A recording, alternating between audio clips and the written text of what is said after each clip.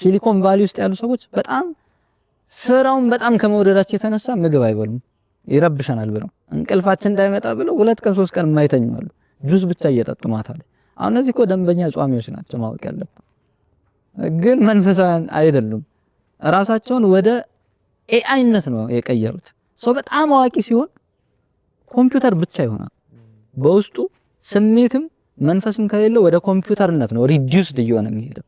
ግልጽ ነው አይደለም? ስለዚህ ባላንስድ መሆን አለበት ማለት ነው። የሰው ልጅ አዋቂ መሆን አለበት፣ ስጋውም ጤነኛ መሆን አለበት፣ ፋንክሽናል መሆን አለበት፣ መንፈሱ የሚጸልይ መሆን አለበት። ከነዚህ አንዱ ኢምባላንስ በጣም አዋቂ ሰው ትዕቢተኛ ይሆናል፣ ዕውቀት ያስታብያልና ይላል። ግልጽ ነው ሐሳቡ። በጣም ስጋዊ ሰው መንፈስን የሚክድ የማያውቅ በድንቁርና የሚመላለስ ይሆናል። ስሜታዊ ይሆናል፣ ዘማዊ ይሆናል። በስጋ ውስጥ የሚመላለስ የሚጸልይ ብቻ ሰው ደግሞ በሰይጣን የሚሸወድ ይሆናል። ይሄን በደንብ ማጽናት አለብን። የራሱን ሐሳብና የሰይጣንን ሐሳብ የማይለይ ይሆናል። በቀላሉ በእውቀት የሚፈቱ ችግሮችን መጸለይ ያመጣል። ለምሳሌ አንድ ድንጋይ ለማንሳት አቤቴን ድንጋይ አንሳልኝ ብሎ ቢጸልይ ማለት ነው።